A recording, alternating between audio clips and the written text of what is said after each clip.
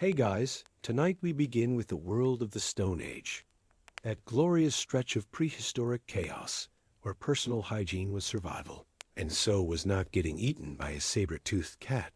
So before you get comfortable, take a moment to like the video and subscribe, but only if you genuinely enjoy what I do here. And let me know in the comments where you're tuning in from and what time it is for you. It's always fascinating to see who's joining us from around the world. Now, dim the lights, maybe turn on a fan for that soft background hum, and let's ease into tonight's journey together. Welcome to the Stone Age, where the weather is unpredictable, the dirt is permanent, and your wardrobe is the difference between being mistaken for a seasoned hunter or fresh meat for predators. Let's start with the basics. Clean is suspicious. If your animal hide is pristine, unpatched, and perfectly tanned, people will assume one of two things. You've never actually hunted anything, or you're about to become someone else's dinner. Possibly both. In fact, a spotless fur coat in this environment is less fashion statement and more please eat me. I'm tender. Dress code rule number 1. Look like you've survived something. If your clothing isn't torn, stained, or at least weathered with something unidentifiable, you're either a shaman, a tribal leader, or someone who hasn't been here long enough to understand that everything wants to kill you. Bonus points if your hide smells faintly of smoke, dried blood, and something no one dares identify. Colors? Stick to earth tone survival palette. Browns, grays, and anything that could pass for natural camouflage. If you show up in something bright, say a colorful feather headdress, you'll draw attention, envy, and possibly a mammoth charge from someone who thinks you're mocking their ancestors. Footwear should be beaten to hell. Pristine animal skin boots say, I just learned to walk upright and have tender, naive feet. Real survivors wear wrappings so weathered they could pass for tree bark. If one has a hole in it, congratulations, you're finally blending in with the ecosystem. Tools, absolutely essential, but choose wisely. A spear that's too straight says, I compensate for poor hunting skills. A club that's too small makes you look like a confused child lost in a mammoth hunt. You want battle-tested implements, not ceremonial decorations. And yes, scars matter. A notched spear handle, a chipped stone axe, a bone knife you pretend still has marrow in it. Wear marks tell people you've either survived a lot or given up entirely. Both are respected. In short, wear mud, wear scars, and wear the kind of expression that says, I've slept in a cave and preferred it to the alternative. Because in the Stone Age, if you look soft, you become dinner first. In the Stone Age, words were like spear throws, best used sparingly and ideally not aimed at someone's mammoth. Let's be clear, bragging will get you into trouble faster than dysentery in winter. No one cares if you were the fastest runner in your tribe, or if you once wrestled a cave bear, which, let's be honest, was probably a badger with attitude issues. Out here, confidence is like fire. A little keeps you warm. Too much and you'll burn down the whole forest shelter. So, rule number 1, understate everything. If someone asks if you can hunt, grunt and say sometimes. If they ask if you've ever killed a predator, say not lately. Even if you've taken down more woolly rhinos than there are stars in the sky, play it down. Bragging is a verbal invitation to get challenged, usually in public and usually with pointed sticks. Now about staring. Do not stare. Don't stare at the tribe leader. Don't stare at the shaman in the corner. Don't stare at the guy with ritual scars and 3 obsidian blades.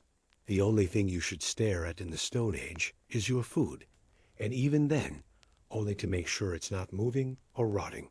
And then there's the territorial situation. You may be tempted to compliment someone's hunting ground. Don't. You may be tempted to admire their food cache. Really don't. You may, and this happens, feel the urge to appreciate a particularly impressive cave painting. If you do this, prepare to be buried under a rock pile. In the hierarchy of Stone Age society, a person's territory ranks just above their family and just below their fire. Touching it, praising it, or even glancing too long at it is considered either a challenge or theft. Neither ends well for you. The safest approach: head down, words minimal, and compliments limited to things that can't club you to death. Say things like good weather or decent berries. Avoid saying nice hunting spot, unless you want to demonstrate your survival skills immediately while bleeding. The Stone Age doesn't reward the overly social. It rewards people who can walk into a settlement, share some food, and leave without anyone remembering they were ever there. The Stone Age landscape was dotted with settlements, some thriving with abundance, others dying from their own poor decisions. And choosing the wrong one was less about inconvenience and more about whether your bones would end up as decoration in someone's ritual circle. First rule: avoid any settlement that describes itself as blessed by spirits. That's code for cursed by reality and starving by winter. If the entrance is guarded by skull totems and the welcome committee is just vultures on posts, turn around. You're looking for something stable, not dead, just cautiously optimistic. A place where people are too busy surviving to cause trouble and too practical to chase you if you decide to leave. Then again, maybe you crave abundance. Maybe you're thinking, I'll head to a resource-rich valley. Yes, by all means. Try your luck in some rapidly growing settlement where the population doubles every season, and so does the competition for food. You'll thrive if you survive long enough to remember where you cached your winter supplies. Abundant settlements are where resources flow and territories get disputed. No one asks about your past. No one shares hunting grounds. And the only thing more contested than the best hunting spots is the body count behind the refuse pile. But let's say you want security, tradition, established leadership. So you go where there's a permanent fire, carved totems, and maybe even a recognized elder. Sounds ideal until you realize the elder is half blind. The hunters have been unsuccessful for 3 moons, and the shaman moonlights as the settlement's food taster. There is no such thing as a safe settlement out here. There are just places where you starve more slowly. Before you settle down, ask a few simple questions. Does this place have more grave mounds than shelters? Do people make eye contact or reach for weapons when you approach? Is the food storage area smaller than the weapon cache? If the answer to any of those is yes, keep walking. In the end, the perfect Stone Age settlement isn't the one with abundance, resources, or strong leadership. It's the one where no one notices you, no one asks where you came from, and most importantly, no one assumes you're someone else's dinner. If you thought surviving the Stone Age would at least come with a good night's sleep, you might be suffering from cranial optimism, a rare condition not commonly found in environments where everything hunts everything else. In this world, sleep isn't rest. It's a calculated risk, a necessary but deeply dangerous lapse in vigilance. Sure, your body needs to recharge, and so does your mind. But unlike hibernating animals, you don't have natural camouflage or the ability to detect threats while unconscious. Start with your options. You've got 3. Option 1, the communal fire area. Warm, social, protected by group vigilance, but also noisy, smoky, and occupied by people who snore like wounded mastodons. If you're lucky, you'll share space with reliable tribe members and one dog that might actually be useful for early warning. If you're not, you're sleeping next to someone who talks to spirits all night. Option 2, your own shelter. It's private, customizable, probably has a roof, but don't let that fool you. Every sound outside could be wind, scavengers, or something that considers you the next meal. And good luck with security. Most entrances are suggestions rather than barriers. Option 3, the great outdoors under the stars. Nature, silence, freedom, predators, weather changes. All the classic wilderness features. Plus a 100% chance of waking up with something examining you for edibility. So what do? You sleep like a cautious prey animal. One ear alert, one hand near a weapon, and never with your back to the open. That's how you get dragged away by something with more teeth than social skills. Pro tip: if you hear something calling your name while you're half asleep, don't answer. It's either wind patterns, a dream, or something that's learned human speech for hunting purposes. The key is to rest strategically and frequently. 10 minutes during daylight behind cover, 15 while others are alert and watching, an hour in your shelter before dawn when most predators are settling down. In the Stone Age, sleep isn't something you enjoy. It's something you survive. In the Stone Age, water is life. It's also death, disease, and occasionally solid proof that nature has a twisted sense of humor. Let's start with the obvious. Most water sources out here are trying to eliminate you from the gene pool. It might look clear, might sound like a babbling brook, but make no mistake, that innocent stream is carrying more parasites than a shaman's ritual collection. You see, water sources were community gathering spots, not just for thirsty humans, but for mammoths, giant ground sloths, dire wolves, and the occasional tribe member who hasn't figured out proper hygiene since the last ice age. So if you're cupping your hands and drinking straight from the source, congratulations, you just ingested the entire local ecosystem. You could try boiling it, assuming you have fire, a container, and 10 minutes without something trying to eat you, which in the Stone Age is like asking for a domesticated mammoth. Instead, most people just drank it and hoped their immune system was more stubborn than the local bacteria. Of course, if you're resourceful or just exceptionally desperate, you'll opt for fermented fruit juice instead. Technically, it's not hydrating. Actually, it's dehydrating. But hey, at least it comes with a buzz, so strong you forget you were thirsty. That's Stone Age logic. Numb the symptoms, ignore the cause. Rainwater? Good luck. It either never comes, or it arrives all at once and washes away your shelter, your tools, and half your food stores. Catching it in containers is great until you wake up to find a family of mice has moved in. Some settlements had dug wells. Emphasis on had. Wells collapse, get contaminated, or become disputed territory during resource wars. If someone offers you fresh spring water, ask how many people drank from it yesterday, and how many of them are still breathing today. In short, water in the Stone Age isn't your friend. It's a beautiful liar, a necessary evil, and possibly the last thing you taste before becoming fertilizer for the local vegetation. Let's get one thing straight. Food in the Stone Age wasn't prepared for enjoyment. It was processed to not kill you immediately, and even that was hit or miss. Your diet will consist of a few basic food groups: roots, berries, meat, and hope. Roots are everywhere. Tubers, bulbs, possibly magical underground vegetables. They're dug up with sticks, cleaned with more sticks, and served with the lingering suspicion that you've eaten this exact root before, possibly from the same hole. Berries are less food and more nature's lottery. If you're lucky, they're sweet and nutritious. If you're not, they're the last thing you'll ever taste, and not in a good way. Some gatherers test them on small animals first. Others just eat them and hope their ancestors' spirits are feeling generous. Then there's meat, the prized, the dangerous, the strip of protein that makes everything seem momentarily better until you realize you've been eating nothing but mammoth and regret for 4 straight seasons, and your digestive system is staging a revolt. But nothing defines Stone Age cuisine like stew. Glorious, mysterious stew, always bubbling over the fire, never questioned. You don't ask what's in it. You survive what's in it.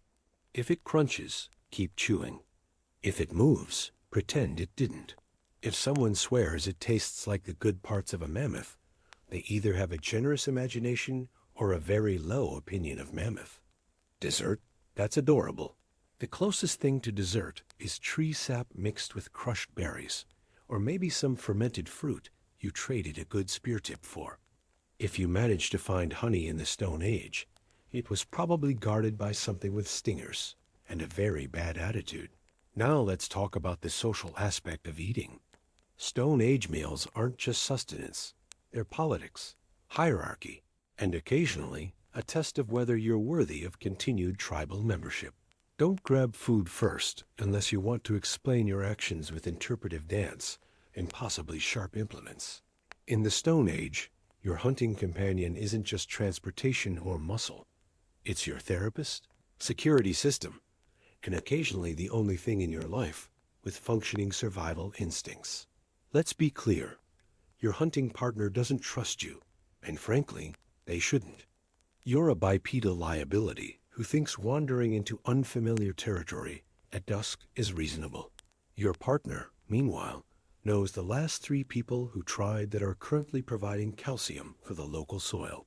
This person, experienced, practical, and with the patience of an exhausted parent, is smarter than you, more aware of their surroundings, and infinitely better at not getting eaten. They sense danger before you do, hear distant movements, feel changes in the environment, and can tell when something's about to go catastrophically wrong while you're still admiring the sunset and wondering what that howling sound means. If your hunting partner suddenly stops moving, they're not being dramatic, they're keeping you alive. If they signal for silence, obey immediately. They're not trying to spoil your nature experience. They're preventing you from becoming part of the food chain. And if they grab you and pull you in a different direction, thank them later when you're still breathing. Sharing responsibilities matters too. Carry your weight, tools, supplies, whatever they tell you to carry.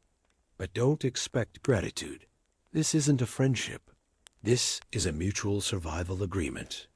Your partner will keep you alive through dangerous terrain, past hungry predators, and around territorial disputes. But they will not coddle you. And for survival's sake, don't give them a cute nickname like Swift Arrow or Bear Friend. Call them something practical, like Hunter or Tracker, or just their actual name. This person will be with you longer than most tribal relationships, and more life or death situations than you can count on your fingers. Trust is earned, and your hunting partner has higher standards than most shamans. In the Stone Age, carrying weapons wasn't just about protection, it was about social signaling. Not having one was equivalent to wearing a sign that said, "Hello, I am prey," carved into your forehead.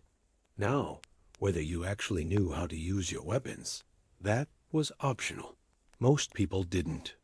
Half couldn't hit a mammoth from inside its mouth, but that didn't matter. The point was to look like you could, or at least look like you were willing to try something deeply unwise. So yes, carry a spear, a stone-tipped spear, preferably worn, chipped, maybe missing some binding, something that says, "I've used this," even if the only thing it's encountered is your own foot during practice sessions. And don't hold it like it's your first day with opposable thumbs. Let it rest naturally, slightly ready, like a lazy threat. Can't craft a spear? Carry a club. Worn wood is fine. Decorative carvings are suspicious. If it's got stone embedded in it, swing it occasionally and stare into the distance like you're remembering something involving violence. It doesn't matter what, just look experienced with regret. Still without tools? Improvise. A sharpened stick, a heavy rock, a piece of flint tied to anything, whatever you can wave around when negotiations turn physical. Bonus points if it looks handmade and unstable.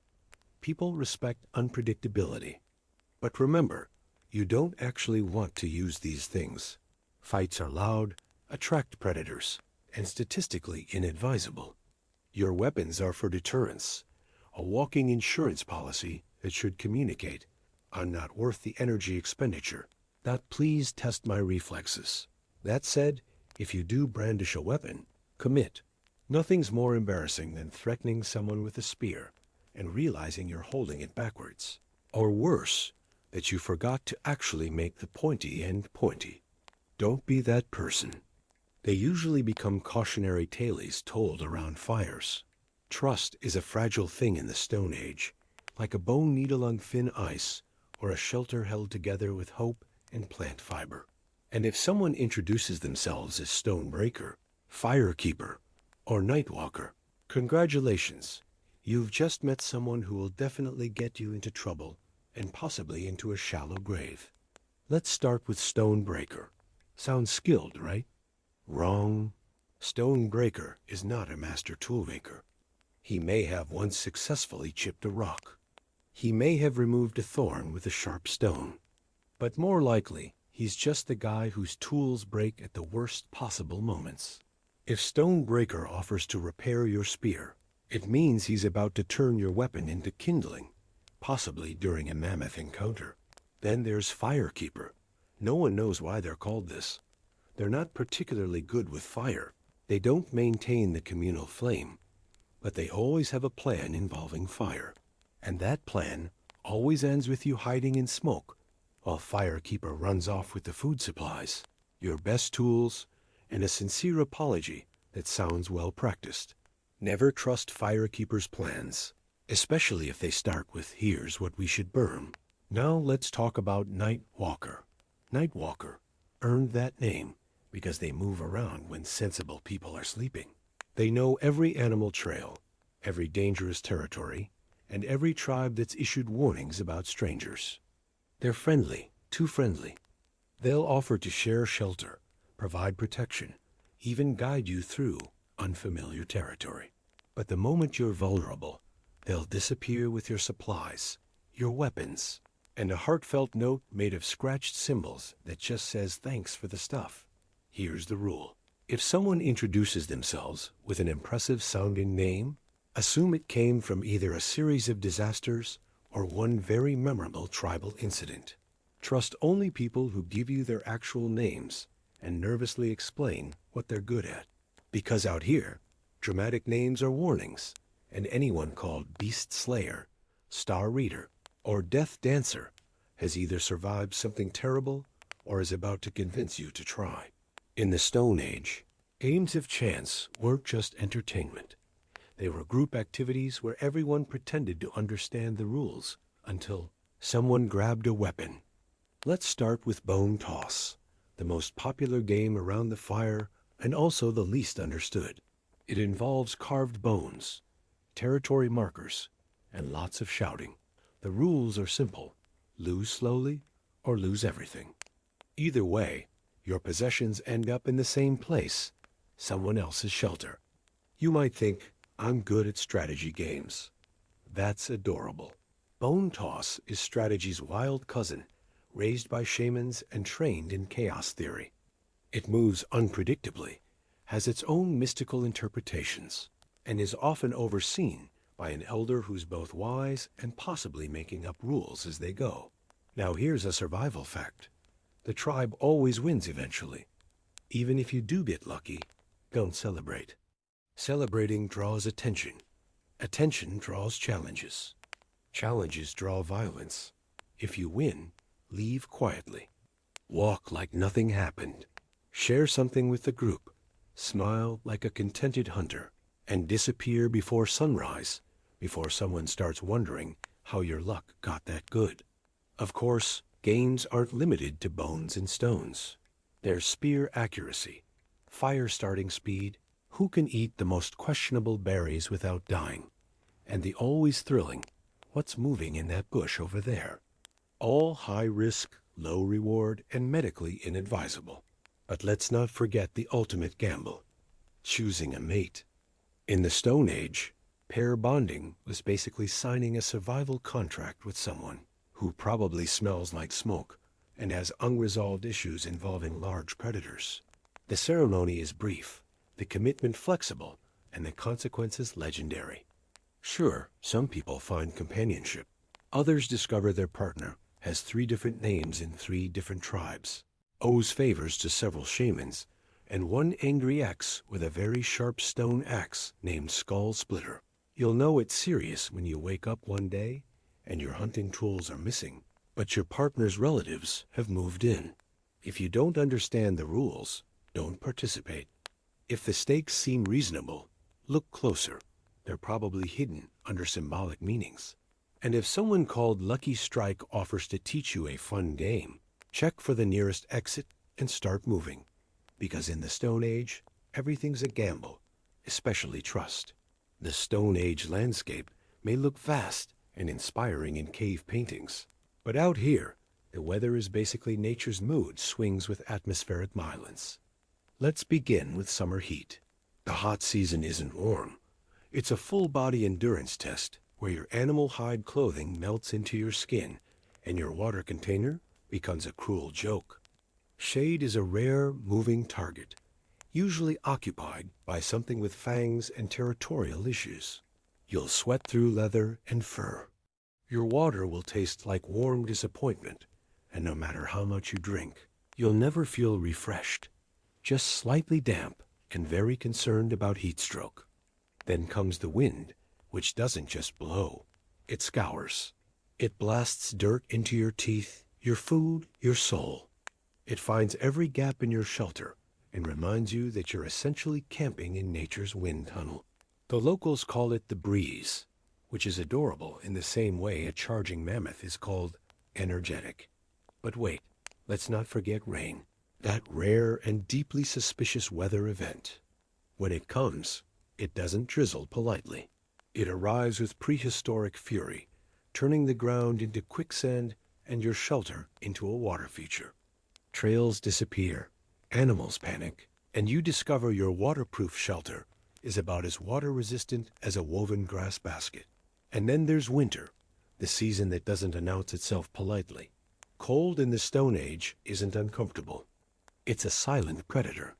It shows up without warning, freezes everything solid, and turns your daily survival routine into an epic struggle.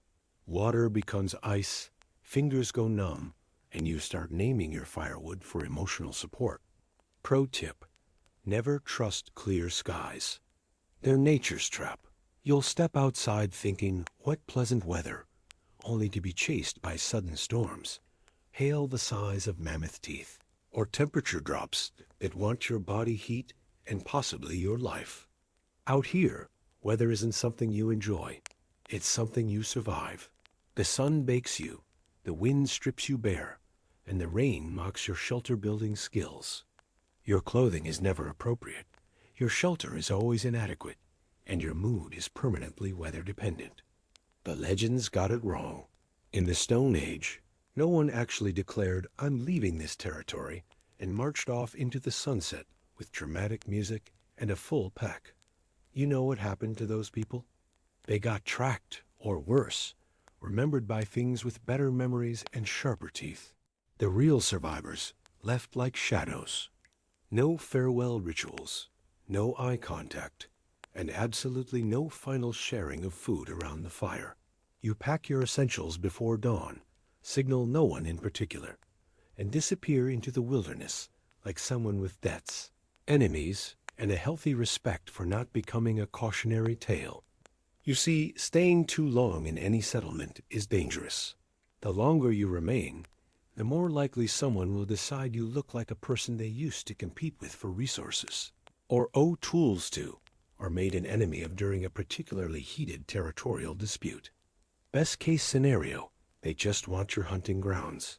So when the warning signs appear, when the tribal conversations stop mid-sentence as you approach, when the leader asks about your hunting success again, or when a stranger keeps sharpening their spear while staring at your supply cache, it's time to gather your belongings. Quiet departures are an art form.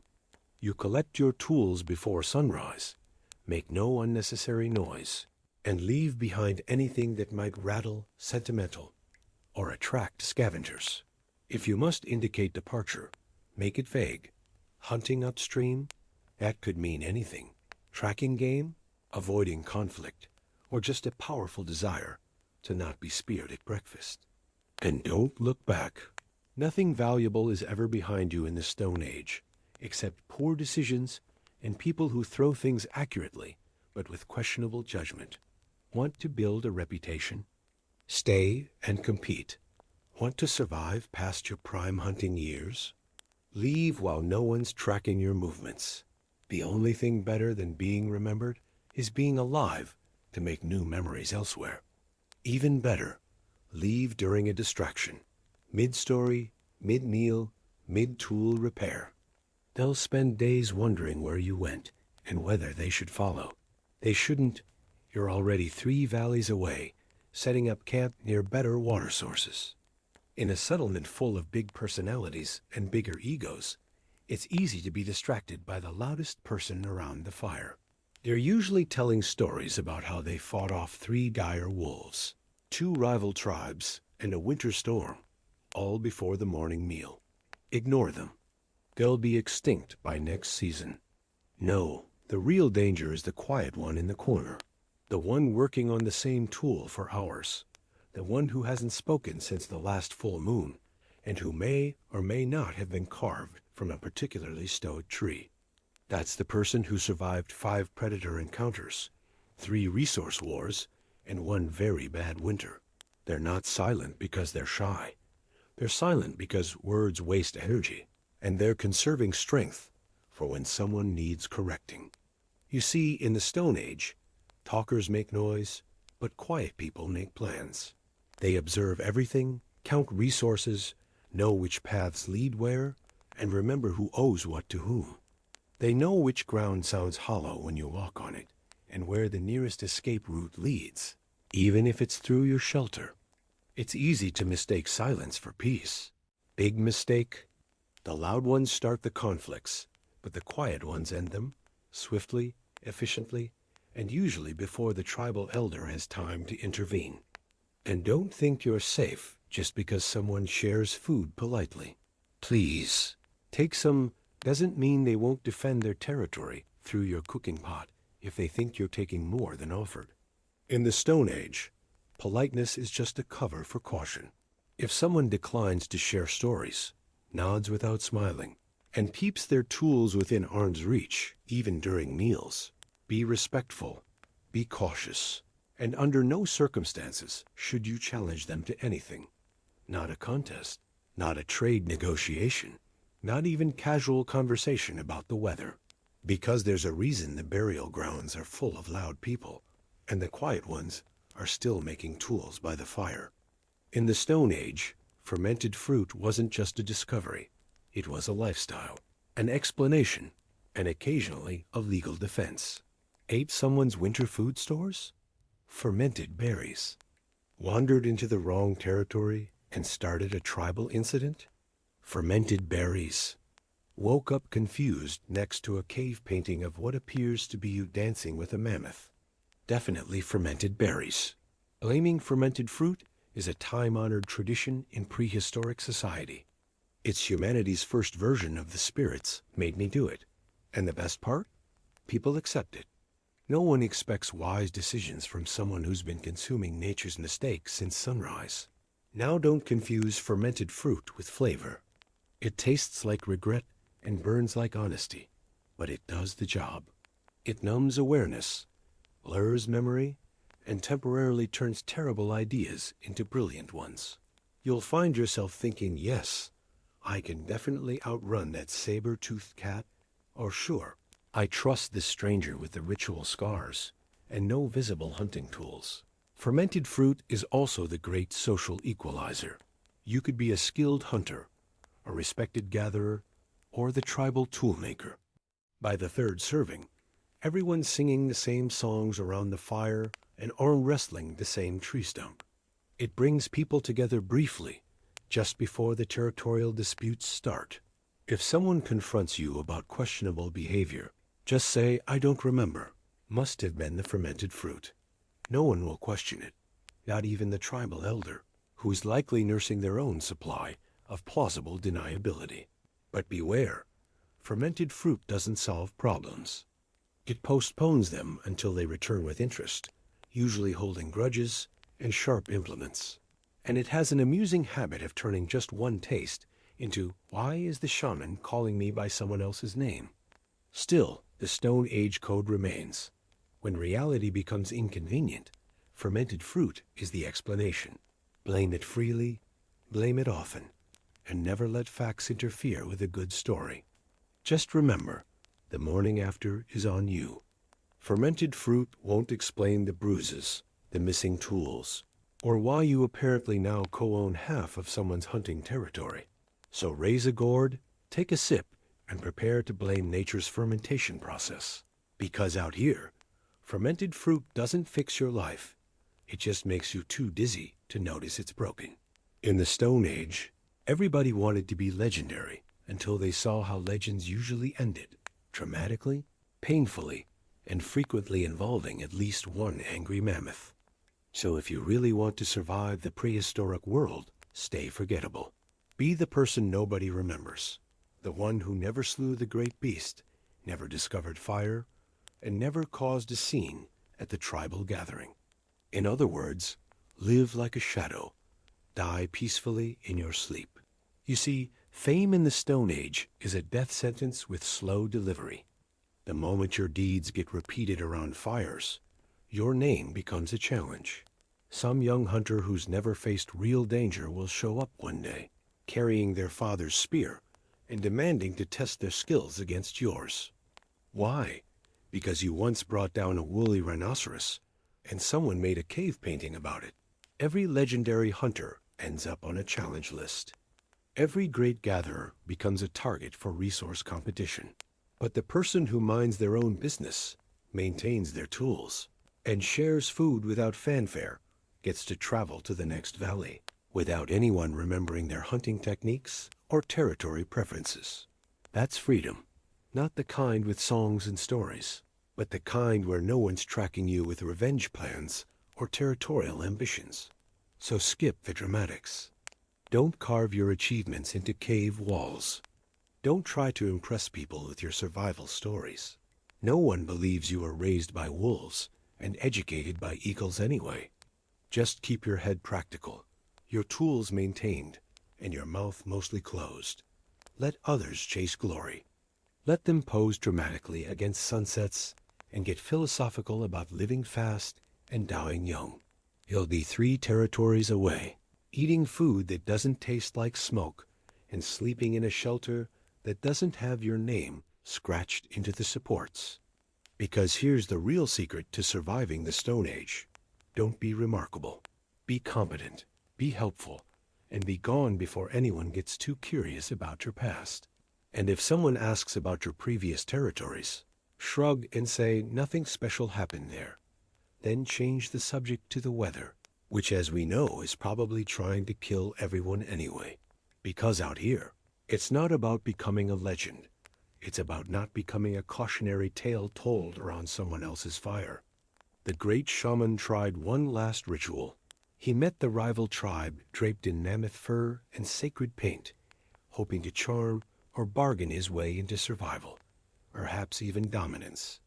But Grok the Merciless, unlike previous tribal leaders, wasn't moved by bone jewelry or ceremonial dances. He was cold, efficient, already carving the defeat into cave walls. He seized the children, claimed the territory, and made it clear the great shaman would be dragged behind a mastodon as a trophy, a living symbol of tribal victory over southern weakness. The great shaman had seen what conquering tribes did to leaders. His brother had once walked that path in hide ropes. The great shaman would not. He arranged his own death with the precision of a ruler, not a victim.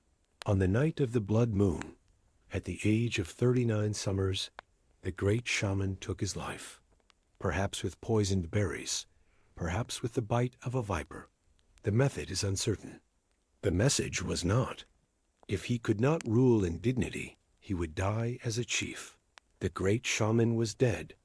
His body, wrapped in ceremony and sorrow, was laid to rest beside his sacred fire by his own request, and surprisingly granted by Grok. The chief and the spirit talker, who had once dreamed of uniting all tribes, were now buried in the ashes of their failed ambition. But death did not end the great shaman's influence. If anything, it made him legendary. Grok, soon to be chief of chiefs, had won. The southern valleys were now northern territory. Little Bear, the great shaman's son, was cast out quietly. The rest of his children were marched north in mammoth hide chains and raised by Grok's mate. History is cruel that way. Yet the great shaman refused to be erased. He lived on, not in stone carvings or bone totems, Most were destroyed or repurposed, but in stories, in tribal songs. He was cast as a mystical figure who spoke with spirits and led hunters astray. In cave art, he became the painted chief, draped in furs, clutching a sacred spear. And in legend, he was tragic, powerful, dangerous, sometimes all at once. The real great shaman, of course, was more complicated. He was the last of a bloodline that had ruled for 3 generations. He spoke the tongues of 5 tribes. He was a master of hunting strategy, weather reading, and survival in a world where leaders died like flies in winter. He outlived ice storms, cave bear attacks, and 2 of the North's most powerful warriors. He ruled the southern valleys not as a puppet chief, but as a divine leader who understood his people, played the long game, and dared to dream beyond the next hunt. His death marked the end of the shamanic age. With him gone, the valleys would never again be ruled by a spirit talker. The sacred caves would fall silent. The ancient paintings would fade. But the great shaman, clever, cunning, captivating great shaman, would remain. For generations to come, he would be reimagined as a sorcerer, a hero, a god, a trickster. Future storytellers would turn him into legend. Modern archaeologists would turn him into mystery. And every generation, it seems, rediscovers him, trying to decide if he was a power-hungry mystic or a brilliant leader crushed by changing times. Maybe he was both. But one thing is certain. When the shamanic world gasped its last, it did so in the great shaman's voice. Between 40,000 and 10,000 years ago, the Stone Age world echoed with more than just grunts and growls. It pulsed with rhythm, melody, and the raw power of human creativity. Music wasn't background noise, it was survival. Storytelling, spirituality, and social bonding, all woven into a single primal tradition. Unlike later civilizations, where music belonged to courts or temples, the Stone Age embraced a more essential approach. Music filled caves, hunting grounds, ritual sites, and family circles. It was used by shamans, learned by children, and practiced around every fire. To the people of this world, sound was more than entertainment. It was communication with spirits, coordination for hunts, and connection with the cosmos. Stone Age music inherited instinct from our ancestors, but didn't just copy, it innovated. Musicians and ritualists developed complex rhythms using found materials, vocal techniques that mimicked animal calls, and theories that described the spiritual effects of different sounds. They carved bone flutes that could ease pain, invigorate tired hunters, or help souls journey to the afterlife. Around the fires of the Dordogne and Altamira, tribal leaders hosted musician shamans who were both performers and healers. In fact, some chiefs considered musical patronage essential for maintaining spiritual balance. Instruments weren't just heard, they were revered. Hunters compared them to birdsong, to wind through trees, to the voices of ancestors. The result was a musical tradition that was both deeply rooted in nature and profoundly spiritual. Music was used to heal, to teach, to hunt, and to worship. It served as both expression and survival tool, connecting wandering bands with settled tribes, mammoth hunters with reindeer herders. This was not a world of written notation or preserved compositions.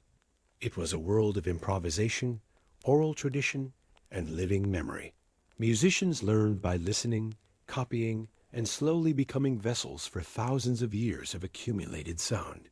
If the Stone Age world had a musical soul, it breathed through the hollow bones of the Paleolithic flute.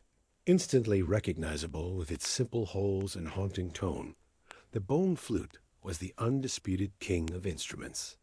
Its sound was ethereal, penetrating, and deeply human, like a spirit singing through ivory.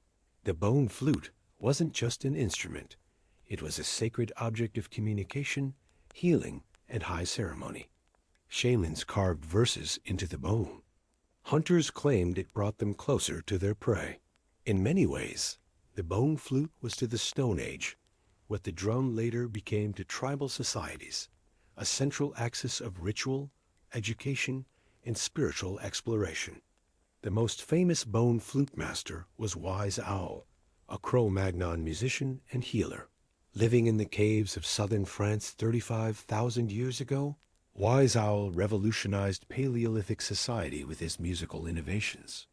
He carved 5-hole flutes from swan bones, introduced new breathing techniques, and even established rules for sacred music ceremonies. But the bone flute wasn't confined to elite shamans. Children played simplified versions, hunters used them for signaling, mothers used them to soothe crying babies. It was versatile, portable, and capable of expressing joy, grief, fear, and wonder. Through migration and cultural exchange, the bone flute traveled across continents, eventually influencing every musical tradition that followed. If the bone flute was the voice, then the rock gong was the heartbeat of Stone Age music, precise, resonant, and utterly mesmerizing. These carefully selected stone slabs produced clear, bell-like tones when struck with smaller rocks or antlers. The rock gong looked simple, but played like calculated thunder. Its name, derived from the sound it made, gong, was fitting. The rock gong brought structure to group ceremonies and could carve clear rhythmic lines or resonate beneath bone flutes in complex harmonies. Typically, a rock gong setup featured multiple stones of different sizes, each producing distinct pitches. Players used carved wooden mallets or antler tines. What emerged wasn't just percussion. It was an ocean of carefully calibrated vibration that could be felt as much as heard. The rock gong's reach was vast. It was played from the caves of Spain to the shelters of Siberia. Its deep tones blended beautifully with vocals and other instruments, making it the foundation of ceremonial arrangements. Among the instruments of the Stone Age world, the wind whistle was the most spiritual. A simple carved bone or wood with holes that created an eerie, otherworldly sound when blown across rather than into. The wind whistle wasn't just music, it was mysticism. The wind whistle became central to Paleolithic spirituality as a tool for communicating with animal spirits and ancestors. Hollow, delicate, and entirely dependent on the breath control of the player, it became a metaphor for the soul animated by life force. Physically, the wind whistle was modest, carved from bird bone or shaped from wood and dried over many months. It required exceptional technique to play, creating haunting sounds that seemed to come from the wind itself rather than human effort. In ritual and ceremony alike, the wind whistle's sound was instantly recognizable, mysterious, mournful, and beautiful. In group ceremonies, it offered contrast to the deeper percussion. Alone, it could transport listeners to the spirit world. If melody stirred the soul, rhythm stirred the body, and nothing embodied Stone Age rhythm like drums and rattles. These instruments didn't just keep time, they carved it, shaped it, and danced within it. They were the heartbeat found in caves across Europe, the valleys of Asia, and the plains of early America. The frame drum was ancient, even then a wooden hoop with stretched hide, played with palms and fingers. Variants appeared across all Paleolithic cultures, each with regional styles.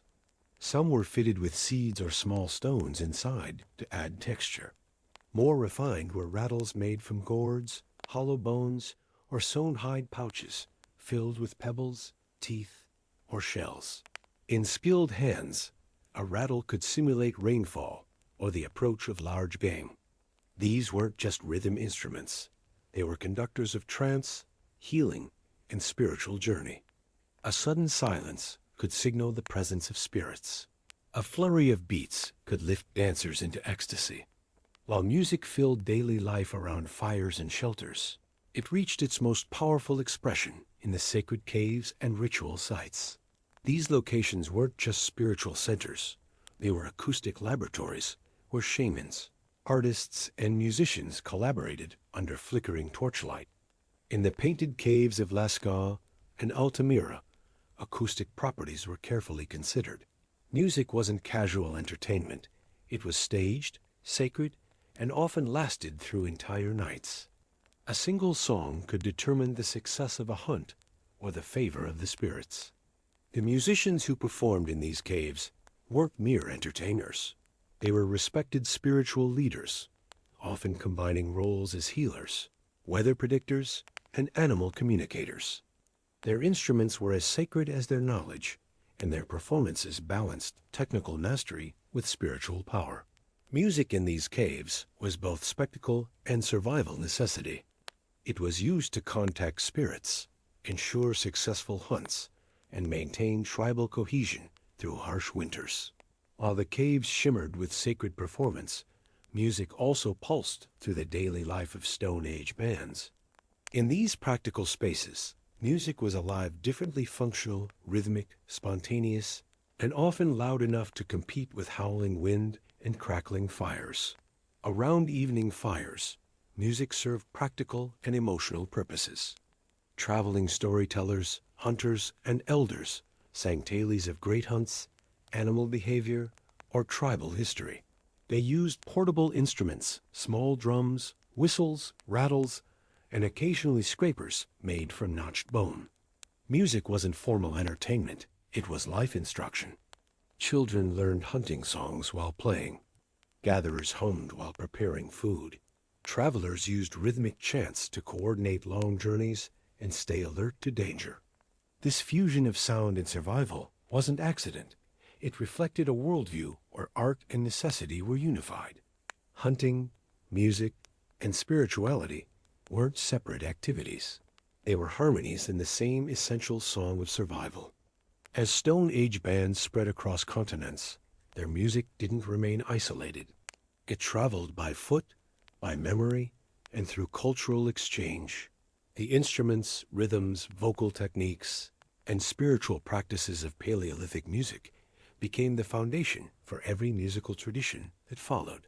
Through migration and contact, Stone Age musical innovations spread globally. The bone flute influenced wind instruments across cultures. Rhythmic patterns rooted in hunting and gathering found their way into agricultural societies. Even the shamanic vocal techniques whispered into later religious traditions. The legacy was everywhere in human music. You just had to listen carefully to hear the ancient echoes. In Stone Age society, partnership wasn't about romantic dinners or heartfelt promises. It was a survival alliance, a practical arrangement sealed with shared resources and kinship obligations. If a Paleolithic human ever said, "I choose you," they likely meant your family has good hunting territory and your father makes excellent spear points. Partnership among early humans wasn't private, it was tribal. Families paired to advance survival, forge alliances, and create children to continue the bloodline. Leaders partnered to gain support. Hunters partnered for legitimacy. Even shamans partnered for spiritual balance. There were several types of Stone Age partnerships. First, the bond-mate arrangement, where the female joined the male's family group completely. In this form, she transferred from her birth clan to his, losing rights to her original territory and resources. The second type was the visiting partnership, where she remained with her birth group while he visited for mating and child rearing. This gave women more autonomy and allowed them to retain status within their natal clan. The ceremony itself involved the sharing of fire and food, symbolic gift exchanges, and often scarification or tattoos to mark the bond. But don't let the ritual fool you. This wasn't spiritual union. It was survival contract. Witnesses were essential, and agreements included detailed sharing of hunting grounds, tool-making materials, and child-rearing responsibilities. In short, Stone Age partnership was survival with ceremony. It served the tribe, not sentiment. The tribal elder tried one last gamble. She met the rival chief draped in the finest furs and bone ornaments, hoping to charm or bargain her way into survival, perhaps even continued leadership. But Grok the Conqueror, unlike previous allies, wasn't moved by decorative teeth or ceremonial face paint. He was cold, efficient, already planning how to absorb her tribe into his own expanding clan. He seized her children, claimed her hunting grounds, and made it clear she would be dragged behind his mammoth as a trophy, a living symbol of his victory over the river people. The elder had seen what conquest did to defeated leaders. Her sister from the hill tribe had once walked that path in bone shackles. She would not. She arranged her own death with the precision of a leader, not a victim. On the night of the blood moon, at the age of what we'd now call 39, the tribal elder took her life, perhaps with poisoned berries, perhaps by walking into the saber-toothed den. The method is uncertain. The message was not. If she could not rule with dignity, she would die as a chief. The great tribal leader was dead. Her body, painted with sacred ochre and wrapped in the finest mammoth hide, was laid to rest beside her fallen warriors by her own request, and surprisingly granted by Grok. The chief and the hunters who had once dreamed of uniting all the river tribes were now buried in the ruins of their failed ambition. But death did not end the elder's influence. If anything, it made her legendary. Grok, soon to control the entire river valley, had won. The fertile hunting grounds were now his domain. Young Spear, the elder's son, was quietly eliminated during a hunting accident. The rest of her children were absorbed into Grok's extended family, raised by his sister wives according to new tribal customs. History is cruel that way. Yet the elder refused to be forgotten. She lived on, not in cave paintings or carved totems. Most were destroyed or painted over. But in stories, in tribal legends, she was cast as a cunning seductress who bewitched strong hunters and led them to ruin. In oral traditions, she became the mysterious woman, draped in exotic furs, clutching a sharpened bone. And in campfire tales, she was tragic, dangerous, supernatural, sometimes all at once. The real tribal elder, of course, was more complicated. She was the last of a bloodline that had controlled the river crossing for generations. She spoke the languages of 5 different tribes. She was a master of diplomacy, hunting strategy, and survival in a world where leaders were eaten by cave bears or trampled by woolly rhinos. She outlived assassinations, tribal wars, and 2 of the valley's most powerful chiefs. She ruled her people not as a token leader, but as a divine figure who understood the spirits, played the long game, and dared to dream beyond her hunting grounds. Her death marked the end of the river tribe era. With her gone, the valley would never again be ruled by her bloodline. The sacred caves would fall silent. The ancient paintings would fade. But the elder, clever, cunning, captivating elder, would remain. For generations to come, she would be reimagined as a witch, a goddess, a spirit guide, a warning. Future storytellers would turn her into legend. Shamans would turn her into cautionary tales. And every generation, it seems, would rediscover her, trying to decide if she was a power-hungry sorceress or a brilliant woman crushed by stronger tribes. Maybe she was both. But one thing is certain. When the old ways gasped their last, they did so in the elder's voice. Between the dawn of human civilization and the rise of agriculture, the Stone Age world developed its own complex approach to partnerships and tribal alliances. This vast prehistoric society was not only hunting mammoths and gathering berries, it was navigating the delicate art of mating, family bonds, and social hierarchy. Partnership wasn't background noise. It was survival, genetics, tribal strength, and protection, all woven into a single tradition.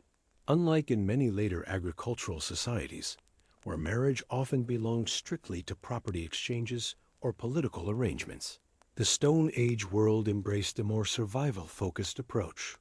Partnerships filled caves, hunting parties, sacred circles, and family groups. They were debated by shamans, managed by tribal elders, and taught alongside tracking and fire-making. To the people of this world, mating wasn't just procreation.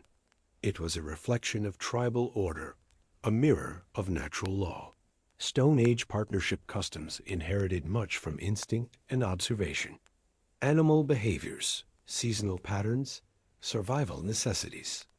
But they didn't just copy nature, they ritualized it. Tribal leaders and shamans developed complex ceremonies called bonding rites, seasonal gathering traditions called mate hunts, and practices that described the emotional and even spiritual effects of different partnership forms. They created rituals explaining how certain unions could strengthen the tribe, improve hunting success, or help the group survive harsh winters. In the caves of the mountain people and the river settlements, tribal elders hosted elaborate ceremonies where potential partners were both evaluated and celebrated. In fact, some leaders like the legendary Chief Mammoth Slayer considered partnership rituals a sign of tribal strength. Ceremonies weren't just observed, they were honored. Shamans compared successful unions to the mating of eagles, to wolf pack bonds, to the eternal dance of sun and moon. The result was a partnership tradition that was both deeply rooted in survival and profoundly spiritual. Bonding was used to strengthen, to protect, to unite, and to ensure the future. It served as both a form of social organization and a tool of tribal cohesion, connecting cave painters with bone carvers, hunters with gatherers, and firekeepers with shamans. This was not a world of written contracts or formal ceremonies. It was a world of ritual scarification, blood oaths, and living memory. Partners learned by watching, participating, and slowly becoming vessels for generations of accumulated tribal wisdom. Before we examine the customs themselves, one thing is clear. The Stone Age world didn't just have partnerships. It lived through them. If the Stone Age world had a social heartbeat, it pounded through the sacred ceremonies of the bonding ritual. Instantly recognizable with its painted faces and rhythmic chanting, the partnership ceremony was the undisputed center of tribal life. Its meaning was deep, resonant, and fundamentally human, like survival singing without words. The bonding ritual wasn't just a ceremony. It was a symbol of strength, wisdom, and tribal continuity. Shamans created cave paintings depicting it. Elders claimed it brought the tribe closer to the spirits. In many ways, the partnership ceremony was to the Stone Age what the hearth fire later became to settled peoples, a central axis of community, education, and spiritual connection. Its origins likely traced back to the earliest human communities. But in the hands of experienced shamans and tribal leaders, the ceremony evolved into something transcendent. Conducted around sacred fires made from specific woods, it typically featured elaborate body painting, ritual scarification, and the exchange of carved bone tokens. The lack of written records meant that every ceremony was unique, allowing for the subtle variations of tribal tradition, an essential part of Stone Age culture that no later civilization could fully capture. The most famous partnership ceremony master of the Stone Age was Shaman Painted Wolf, a legendary figure who supposedly lived for over 60 winters. Born in the mountain caves and flourishing in the river valleys, Painted Wolf revolutionized tribal bonding with spiritual innovations. He introduced the concept of seasonal partnerships, created new ritual dances, and even established rules for ceremonial body paint and sacred ornaments. If Stone Age partnership were a spiritual drama, Painted Wolf was its most mystical protagonist. But the bonding ritual wasn't confined to elite spiritual circles. Hunters participated, gatherers participated. Even the tribe's children observed and learned the sacred traditions.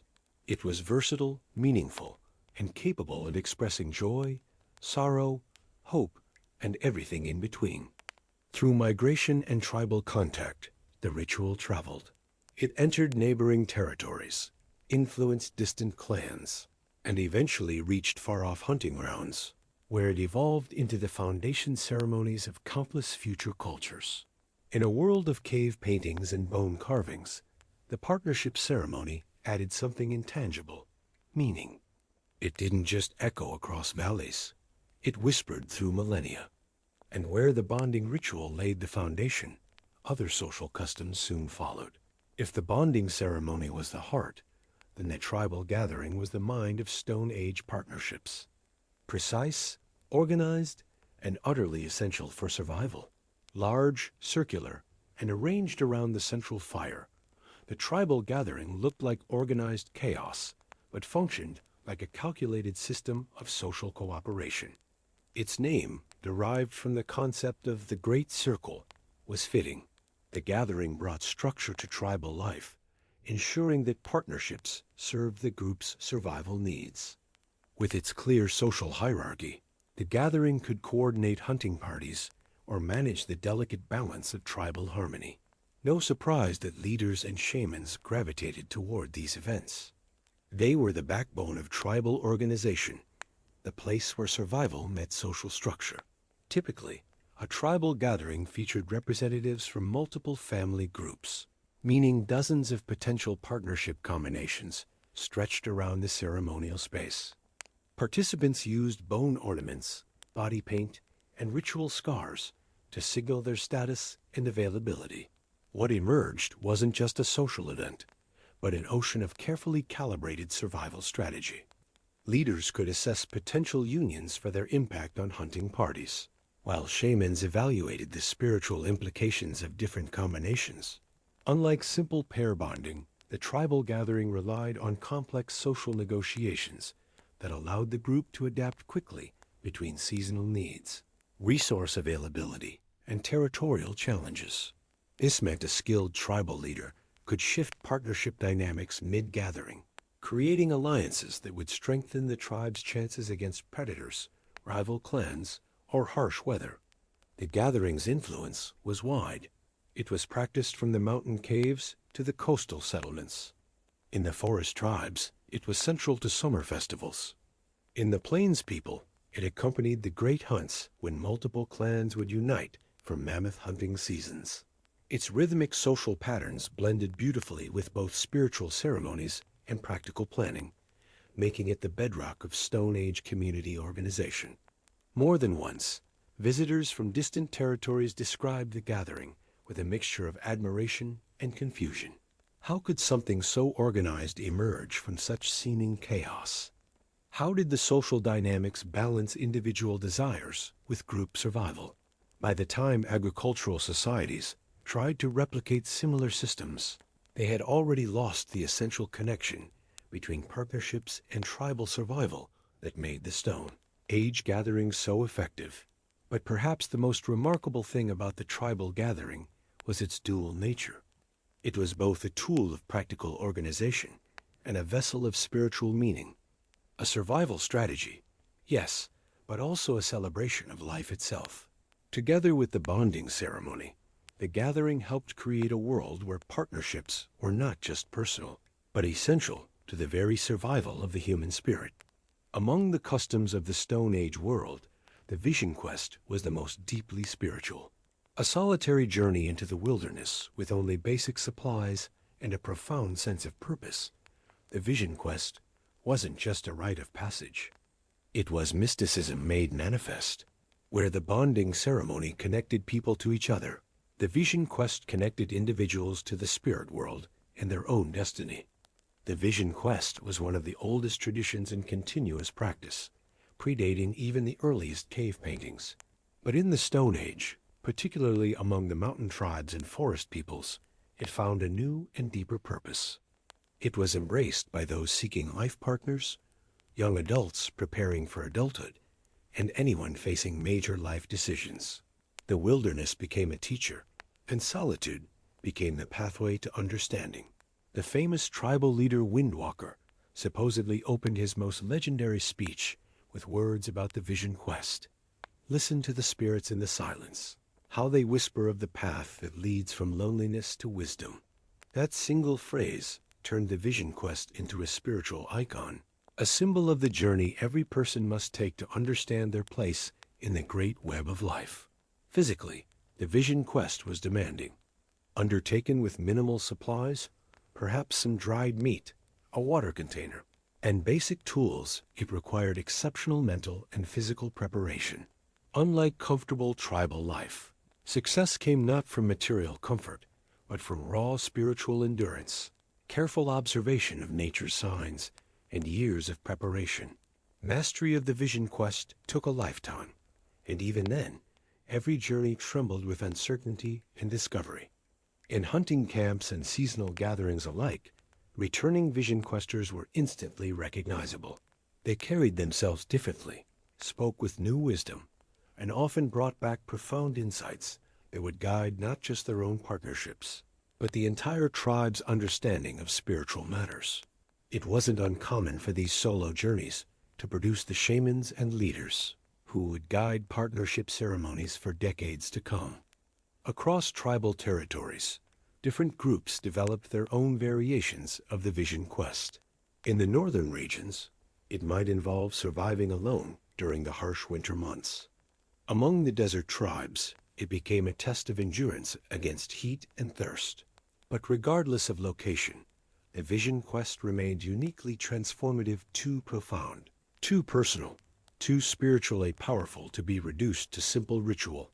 In the hands of someone who had truly experienced the wilderness alone, the vision quest didn't just prepare them for partnership. It revealed who they really were beneath all the tribal expectations and social roles. And that knowledge, hard-won and spirit-tested, became the foundation for every meaningful relationship that followed. If spiritual preparation stirred the soul, then the practical skills stirred the body. And nothing embodied Stone Age partnership preparation like hunting prowess and crafting ability. These weren't just impressive talents to show off. They were the heartbeat of survival, found in the daily activities of mountain caves, river settlements, and the great seasonal migrations across the prehistoric landscape. Hunting skill was as old as humanity itself. The ability to track, trap, and kill game using nothing but stone tools, wooden spears, and intimate knowledge of animal behavior. Variations like spear throwing, trap setting, and tracking appeared across all tribal territories, each with its own techniques and traditions.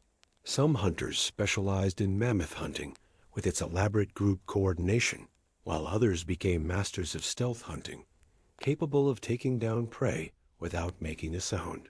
More sophisticated was the craft mastery, the creation of tools, clothing, and shelter that meant the difference between comfort and death. But calling it simple craftsmanship misses the point entirely.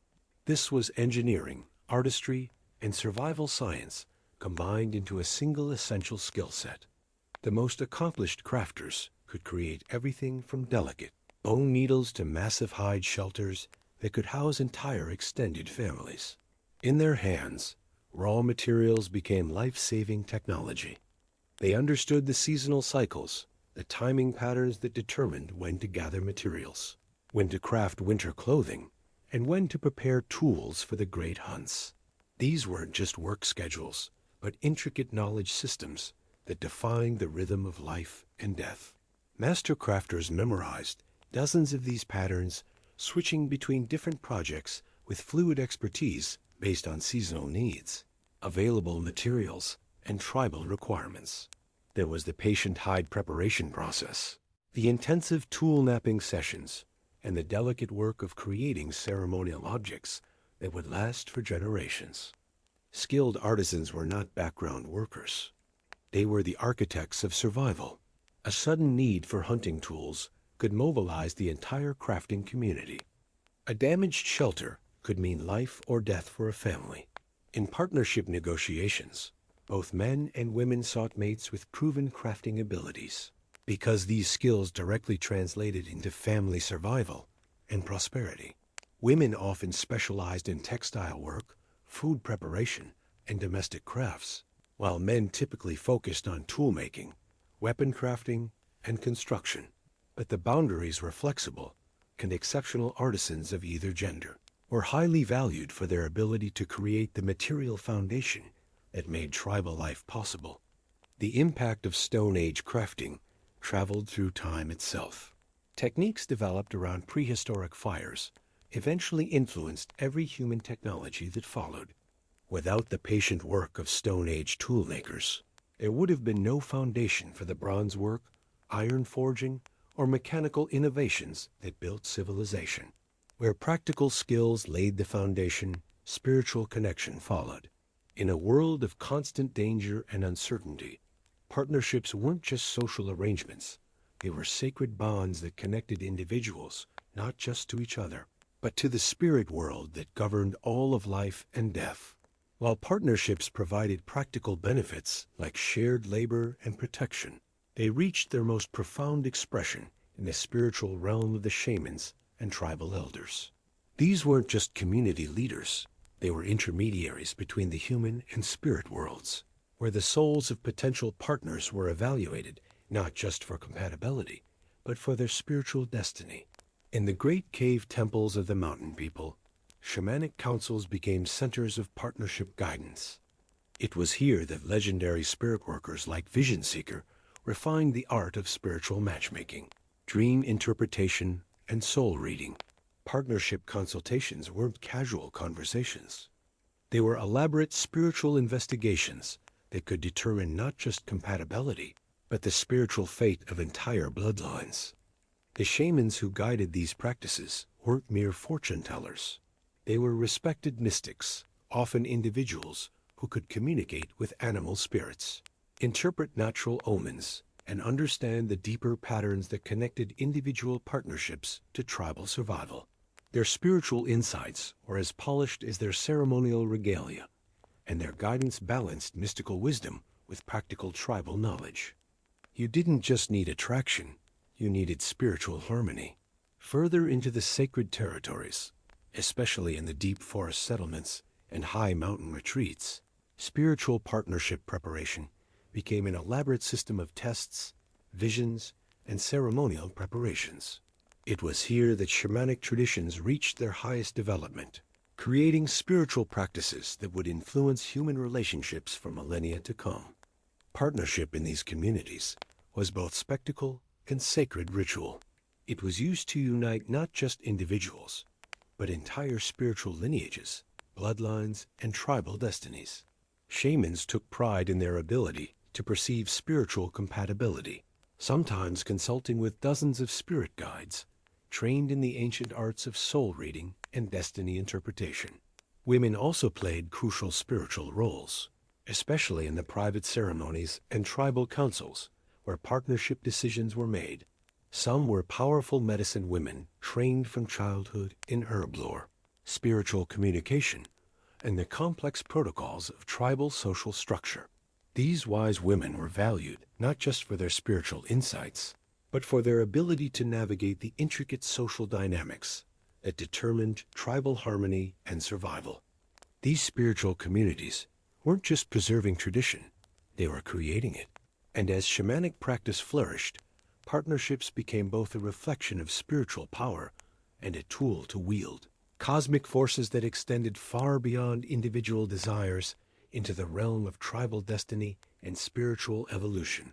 But perhaps the most remarkable achievement of Stone Age, spiritual practice, was its recognition that partnerships existed on multiple levels simultaneously: physical survival, emotional connection, social organization, and spiritual evolution. Together, these different dimensions created understanding of human relationships that was both practical and transcendent, grounded in daily survival needs, yet connected to the deepest mysteries of existence. Behind every successful partnership, it seemed, there was a wise shaman providing spiritual guidance, ensuring that love and survival moved in harmony with the great cosmic forces that governed all life on Earth. Among the customs of the Stone Age world, the tribal council was the most crucial for partnership decisions. These weren't casual gatherings around the evening fire. They were formal assemblies where the survival and social structure of the entire tribe hung in the balance of carefully considered relationship decisions. In these sacred circles, partnership wasn't just personal choice, it was tribal strategy. Where individual attraction met community survival, the elders whispered of genetic diversity, resource management, and the delicate balance between family groups that kept the tribe strong enough to face predators, rival clans, and the harsh realities of prehistoric life. First rule: avoid partnerships that weakened the tribe.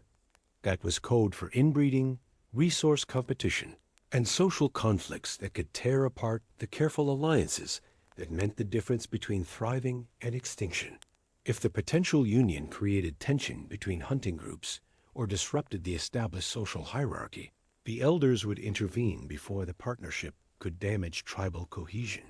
You were looking for genetic strength, not romantic drama. A partnership that brought diverse bloodlines, complementary skills, and stable social connections. That was the foundation of tribal survival. But maybe you preferred excitement, challenge, the thrill of a partnership that defied tribal expectations. Yes, by all means, try your luck with someone from a rival clan, someone whose family had feuded with yours for generations, someone whose very presence at the tribal gathering caused whispers and concerned looks from the elders. You'll create drama if you survive long enough to remember why the feud started in the first place. Challenging partnerships were where passions ignited and tribal structures shifted. No one asked too many questions when attraction was strong enough to override social caution. No one remembered minor disputes when a union promised to end generations of conflict. And the only thing more unpredictable than the politics was the likelihood that your romantic rebellion might actually strengthen the tribe through unexpected alliances. But let's say you wanted stability, predictability, social approval, and the blessing of the tribal elders. So you chose someone from an allied family with complementary skills, proven fertility, and maybe even a dowry of valuable tools and resources. Sounds ideal until you realize that stable partnerships could be just as complex, just as emotionally demanding, and just as likely to surprise you with unexpected challenges. The approved partner might have hidden quirks, family obligations that became your obligations, and social expectations that turned your private relationship into a public performance. There was no such thing as a simple partnership in tribal society. They were just relationships where the complications were different, where the survival challenges took various forms, and where the social dynamics played out in ways that kept the entire community balanced on the knife edge between harmony and chaos. Before you committed to anyone, the elders recommended asking a few crucial questions. Does this partnership strengthen our hunting parties? Will this union create or resolve conflicts within the tribe? Are we creating a family line that will survive the challenges ahead? If the answer to any of those was problematic, you might want to reconsider your romantic priorities. In the end, the perfect Stone Age partnership wasn't the one with the most attractive partner, the most impressive hunting skills, or the most romantic cave paintings. It was the one where survival, attraction, and tribal harmony created a balance that could withstand the constant challenges of prehistoric life. And when individual desires conflicted with tribal needs, there was always the option of seeking guidance from the shamans, whose wisdom extended beyond personal happiness into the deeper mysteries of what it meant to be human in a world where every choice could mean the difference between life and death. If you thought surviving the Stone Age would at least come with restful sleep, you might be suffering from cranial optimism, a rare condition not commonly found among people who understood that prehistoric nights were when most predators did their hunting. In this world, sleep wasn't rest, it was vulnerability, a necessary but deeply dangerous surrender of vigilance. Sure, your body needed to recover from a day of hunting, gathering, and avoiding things with large teeth. But unlike modern humans, you didn't have walls, locks, or the luxury of assuming you'd wake up in the same condition you went to sleep. Start with your options. You had 3. Option 1, the family shelter. Warm, relatively secure, shared with your extended family group, and possibly a dog that might bark if something approached. If you were lucky, you'd share space with 3 other families and whatever small animals they'd managed to domesticate. Either way, no privacy, and the constant awareness that everyone's survival depended on staying alert. Option 2, a temporary shelter during travel or hunting trips. It was basically you, some animal hides, maybe a small fire, and the profound hope that whatever was making those sounds in the darkness was more afraid of you than you were of it. Good luck with that assumption. Option 3, sleeping under the stars during summer migrations or seasonal gatherings. Nature, fresh air, unlimited visibility of approaching threats, plus a 100% chance of waking up with something crawling on you, possibly something venomous, or just really, really hungry. So what did you do? You slept like a nervous prey animal, one ear always listening, one hand near a weapon, and never, ever in a position where you couldn't quickly roll away from the shelter entrance. That's how you avoided being quietly consumed by something that saw you as a convenient midnight snack. Pro tip: if you heard your name being called while you are half asleep, don't answer immediately. It might be a family member, or it might be something that had learned to mimic human voices after eating the person whose voice it was copying. The key was to rest in shifts, taking turns with your family group, so that someone was always awake and watching. 10 minutes of deep sleep here, 15 minutes of light dozing there, an hour of actual rest when someone else was keeping watch. In the Stone Age, sleep wasn't luxury, it was calculated risk management. And if you managed to wake up each morning with all your limbs still attached and no new bite marks, you were winning at prehistoric life.